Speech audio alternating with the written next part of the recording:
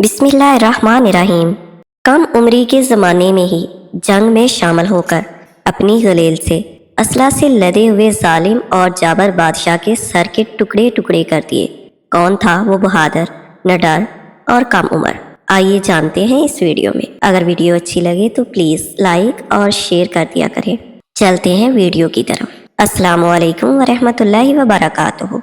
कौमे अमालका के जालिम और जाबर बादशाह जालूत की फौज के मुकाबले के लिए खड़ी बनी इसराइल के बादशाह हजरत तालूत के लश्कर में एक कम उम्र नौजवान भी अपनी गलील के साथ शामिल था। नौ उम्र होने की वजह से उसे असलहा नहीं दिया गया था। जालूत अपने जिस्म को समाने हरब से सजाए नहायत गरूर और तकब्बर से शाही सवारी पर बैठा अहले ईमान को ललकार रहा था। बनी इसराइल का ये छोटा सा लश्कर अभी कोई फैसला न कर पाया था कि अचानक उनकी सफ़ों में मौजूद ये कम उम्र नौजवान अकाब जैसी तेज रफ्तारी से बाहर निकला और जालूत के सामने पहुंचकर उसे ललकारने लगा। गोश्त के पहाड़ और तवील उल कामत जालूत ने हैरत के साथ नौजवान को देखा तो हकारत से बोला, जा मेरी आंखों से दूर हो जा, मैं तुझे कत्ल करना पसंद नहीं करता। मगर बेखौफ नौजवान ने बादशाह की आंखों में आंखें डालकर गरजदार आवाज में जवाब दिया, लेकिन तुझे कत्ल करना मुझे पसंद है। फिर फलक पर चमकते सूरज की तेज रोशनी में अर्जो समा ने एक हैरत अंगेज मंजर देखा। नौजवान की गलेल से गोली की तरह निकले पत्थर से जालूत का मुतकब्बर सर पाश पाश हो चुका था और उसका ताकतवर जिस्म जमीन पर औंधे मुंह पड़ा था। ये सब इतना अचानक हुआ कि जालूत की असले से लैस फौज को संभलने का मौका ही ना मिला और वो बदहवास होकर भाग खड़ी हुई। ये नौजवान एक चरवाहा था जो सारा दिन जंगल में बकरियां चराया करता था और गलेल से बकरियों के करीब आने वाले दरिंदों को मार भगाता। लेकिन कुदरत ने तो उसके लिए बड़े फैसले कर रखे थे। अल्लाह ताला ने उसे पहले बनी इसराइल का बादशाह बनाया, फिर उसे नबूवत और रसालत के अजीम मनसब पर फाइज किया। ये बादशाह हजरत दाऊद अलैहिस्सलाम थे। कुरान पाक की सूरत बकरा में इरशाद है, दाऊद ने जालूत को कत्ल कर डाला और अल्लाह ताला ने उनको बादशाही और दानाई बख्शी और जिन जिन चीज़ों का चाहा उन्हें इल्म दिया। हजरत दाऊद अलैहिस्सलाम 965 कबल मसीह फ़लस्तीन में पैदा हुए। आप हजरत इब्राहिम अलैहिस्सलाम की नस्ल में से थे। मोहम्मद बिन इसहाक रहमतुल्लाह अलैह हजरत वाब बिन मम रहमतुल्लाह अलैह के हवाले से तहरीर फरमाते हैं कि हजरत दाऊद अलैहिस्सलाम पस कद, आंखें नीली और चेहरे से पाकीज़गी झलकती थी। नहायत हमदर्द, कवि, बहादुर और निडर होने के साथ हुक्मरानी और फैसला करने की कुव्वत तोहफ़ा खुदावंदी थी।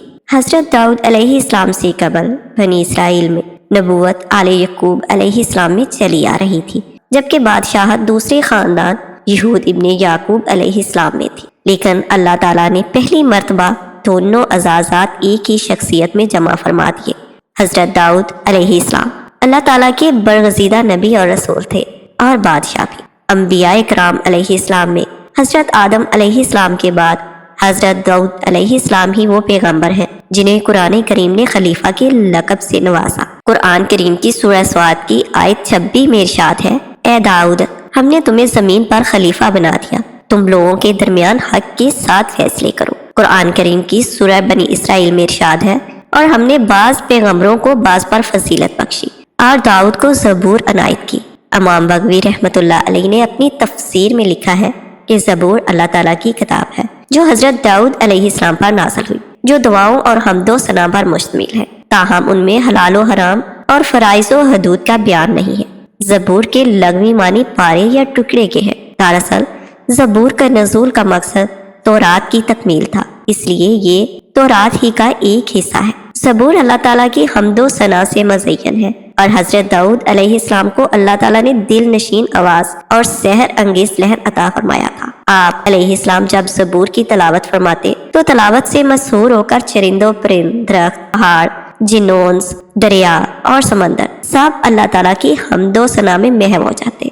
हजरत अबू हुरैरा रज़ी अल्लाह ताला अन्हा से मरवी है कि रसूल करीम सल्लल्लाहु अलैहि वसल्लम ने फरमाया कि दाऊद अलैहिस्सलाम पर हिजरत को आसान और हल्का कर दिया गया था। वो अपने घोड़े पर ज़ैन कसने का हुक्म फरमाते और उससे पहले कि ज़ैन कसी जाती आप अलैहिस्सलाम पूरी ज़बूर तलावत कर चुके होते। حضور نبی کریم صلی اللہ علیہ وآلہ وسلم جب حضرت ابو موسیٰ اشعری رضی اللہ تعالیٰ عنہ کی تلاوت قرآن سنتے تو فرماتے ابو موسیٰ کو اللہ تعالیٰ نے لہن داؤدی عطا فرمایا ہے۔ قرآن کریم کی 9 سورہ مبارکہ میں 16 مقامات پر حضرت داؤد علیہ السلام کا ذکر ہے، بعض صورتوں میں تفصیل سے اور بعض میں مختصر طور پر ان کے حالات و واقعات بیان کیے گئے ہیں، جبکہ ان پر نازل کردہ کتاب زبور کا 3 صورتوں میں ذکر ہے۔ سورہ سواد کی آیت 19 میں ارشاد ہے، ہم نے پہاڑوں کو ان کے زیر فرما کر دیا تھا کہ صبح و شام ان کے ساتھ اللہ کی تسبیح کیا کرتے تھے، اور پرندوں کو بھی کہ جمع رہتے تھے، سب ان کے فرما بردار تھے۔ مفسرین کے مطابق اللہ تعالیٰ نے پہاڑوں، پرندوں اور جانوروں کو حکم دیا تھا کہ جب حضرت داؤد علیہ السلام اللہ تعالیٰ کا ذکر کریں تو وہ سب بھی ان کلمات کو دہرائے۔ جب وہ زبور کی تلاوت کرتے تو پرندے بھی ہوا میں ٹھہر کر ان کے ساتھ ذکر الہی میں شامل ہو جاتے۔ اسی طرح پہاڑ، شجر اور دیگر جانور بھی ان کے ساتھ اللہ تعالیٰ کی تسبیح کرتے۔ سورہ بنی اسرائیل میں ہے، 7 آسمان اور زمین اور جو بھی ان میں ہے وہ سب اللہ کی تسبیح کر رہے ہیں، ایسی کوئی چیز نہیں جو اسے پاکیزگی اور تعریف کے ساتھ یاد نہ کرتی ہو، لیکن تم ان کی تسبیح کو سمجھ نہیں سکتے۔ اللہ تعالیٰ نے حضرت داؤد علیہ السلام کو دوسرا معجزہ یہ عطا فرمایا کہ لوہے کو ان کے لیے موم کی طرح نرم فرما دیا۔ سورہ سبا میں ارشاد باری تعالیٰ ہے، اور ان کے لیے ہم نے لوہے کو نرم کر دیا کہ کشادہ زریں بناؤ اور کڑیوں کو اندازے سے جوڑو اور نیک عمل کرو۔ حضرت حسن بصری قتادہ رحمۃ اللہ علیہ فرماتے ہیں کہ اللہ تعالیٰ نے ان کے لیے لوہے کو نرم کر دیا، بغیر آگ و بٹی کے اپنے ہاتھ کے ساتھ اسے ہر طرح سے موڑ دیا کرتے تھے۔ انہیں لوہا موڑنے کے لیے نہ ہتھوڑے کی ضرورت پڑتی نہ کسی دوسرے اوزار کی، وہ موم کی طرح ہاتھ سے اس کی کڑیاں بنا دیا کرتے تھے۔ حضرت قتادہ رحمۃ اللہ علیہ فرماتے ہیں کہ سب سے پہلے جنہوں نے کڑیوں کی انتہائی محفوظ زرہ بنائی وہ حضرت داؤد علیہ السلام ہے، اس سے پہلے صاف چادر کی زریں بنتی تھی۔ ابن شوذب رحمۃ اللہ علیہ فرماتے ہیں کہ آپ علیہ السلام دن میں 1 زرہ بنا لیا کرتے تھے جو 600 درہم میں فروخت ہوتی تھی۔ تفسیر ابن کثیر میں حافظ ابن عسکر رحمۃ اللہ علیہ کی روایت ہے کہ حضرت داؤد علیہ السلام اپنی خلافت کے زمانے میں بیس بدل کر بازاروں میں جاتے اور لوگوں سے پوچھتے کہ داؤد علیہ السلام کیسے آدمی ہیں، چونکہ سلطنت میں عدل و انصاف عام تھا اور لوگ عیش و آرام سے رہتے تھے، کسی کو آپ سے شکایت نہ تھی، اس لیے آپ علیہ السلام جس سے بھی سوال کرتے وہ حضرت داؤد علیہ السلام کی تعریف ہی کرتے۔ اللہ تعالیٰ نے آپ علیہ السلام کی تعلیم کے لیے ایک فرشتے کو انسانی شکل میں بھیجا، تو آپ علیہ السلام نے حسب عادت اس سے بھی وہی سوال کیا۔ فرشتے نے جواب دیا، داؤد علیہ السلام بہت اچھے آدمی ہیں، وہ اپنے نفس اور اپنی رعیت کے لیے بھی بہتر ہے، مگر ان میں ایک عادت ایسی ہے، وہ نہ ہوتی تو کاملی انسان ہوتے۔ حضرت داؤد علیہ السلام نے پوچھا وہ کیا عادت ہے؟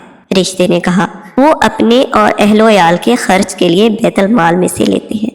یہ بات سن کر حضرت داؤد علیہ السلام نے دعا فرمائی کہ اے اللہ مجھے کوئی ایسا کام سکھا دے جو میں اپنے ہاتھوں سے کروں اور اس کی اجرت سے اہل و عیال کے اخراجات پورے کر سکوں، عوام کی خدمت اور سلطنت کے تمام کام بلا معاوضہ کروں۔ ان کی دعا قبول ہوئی اور انہیں زرہ بنانے کا ہنر سکھا دیا گیا۔ مفسرین فرماتے ہیں کہ اللہ تعالیٰ نے حضرت داؤد علیہ السلام کے بہت زیادہ عبادت میں مصروف رہنے کی جانب اشارہ فرمایا۔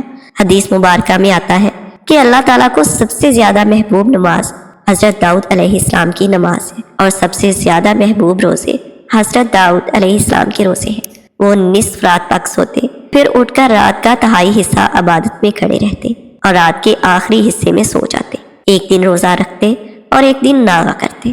حضرت داؤد علیہ السلام اپنے زمانے میں لوگوں کے ساتھ عدل و انصاف، زہد و تقوی میں مشہور تھے۔ آپ علیہ السلام بے مثال خطیب بھی تھے۔ اللہ تعالیٰ نے حضرت داؤد علیہ السلام کو نبوت اور رسالت کے ساتھ حکومت بھی عطا فرمائی تھی۔ آپ علیہ السلام فنی خطابت کے ماہر تھے، آواز بھی خوبصورت پائی تھی۔ درس و تبلیغ اور واضح و نصیحت کے ذریعے بنی اسرائیل میں جذبہ جہاد ابھارا اور انہیں کفار و مشرکین کے ساتھ جنگ پر امادہ کیا، اور بہت ہی تھوڑے عرصے میں فلسطین، عراق، شام، دمشق، فرات تک جزیرۃ العرب کے بیشتر علاقے ان کے زیر نگین آ چکے تھے۔ مفسرین کے مطابق صورت مسخ ہونے کا واقعہ حضرت داؤد علیہ السلام کے زمانے میں ہی پیش آیا۔ حضرت داؤد علیہ السلام نے 100 سال کی عمر میں وفات پائی۔ آپ علیہ السلام نے وسیع و عریض سلطنت پر 40 سال حکومت کی۔ حضرت ابن عباس رضی اللہ تعالیٰ عنہ سے مروی ہے کہ حضرت داؤد علیہ السلام نے ہفتے کے دن وفات پائی اور پرندوں کی ٹکڑیاں ابر کی طرح ان پر سایہ کیے ہوئے تھیں۔ آپ علیہ السلام کے جنازے میں شریک بنی اسرائیل کے علماء کی تعداد تقریباً 40,000 تھی، جبکہ عوام الناس کی کثیر تعداد ان کے علاوہ تھی۔ بنی اسرائیل میں حضرت موسیٰ علیہ السلام اور حضرت ہارون علیہ السلام کی وفات کے بعد اس قدر رنج و غم کسی اور کی وفات پر نہ ہوا تھا۔ اللہ تعالیٰ ہم سب کو برے وقت اور بری نظر سے بچائے۔ اگر ویڈیو اچھی لگی ہو تو پلیز لائک اور شیئر کر دیا کریں اور میرے چینل کو سبسکرائب کرنا مت بھولیے گا۔ اللہ تعالیٰ آپ سب کو اپنے حفظ و امان میں رکھے اور ہر برے وقت سے بچائے۔ آمین ثم آمین۔